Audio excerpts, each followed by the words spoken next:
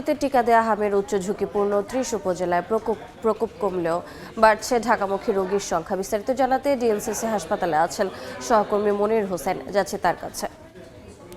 মনির,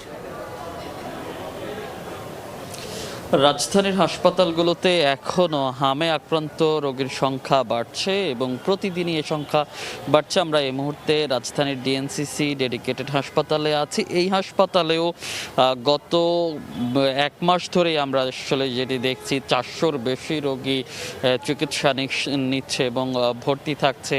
গত 24 ঘন্টায়ও নতুন করে 151 জন রোগী ভর্তি হয়েছে এবং 2 জন রোগী মারা গেছেন এবং এই নিয়ে 478 জন এখন ভর্তি আছে এবং এখানে এইচডিইউতে ভর্তি আছে, অর্থাৎ ঝুঁকিপূর্ণ অবস্থায় আছে 53 জন চিকিৎসা নিচ্ছে এবং শতাধিক রোগী এখান থেকে সুস্থ হয়ে বাড়ি ফিরেছে। তো আসলে যেটি বলা হচ্ছে, এটি যেহেতু বিশেষায়িত হাসপাতাল করা হয়েছে হামের কারণে, সেক্ষেত্রে দেশের বিভিন্ন জায়গা থেকে রেফার্ড করে রোগীদের এখানে পাঠানো হচ্ছে এবং তারা এখানে আসছেন এবং ঢাকার অন্যান্য হাসপাতালে শয্যা সংকট সহ নানা সংকটের কারণেও কিন্তু এই হাসপাতালে পাঠানো হচ্ছে এবং সেই রোগীরা এখানে এসে চিকিৎসা নিচ্ছেন, যার কারণে এই হাসপাতালে রোগীর সংখ্যা কমে আসছে না।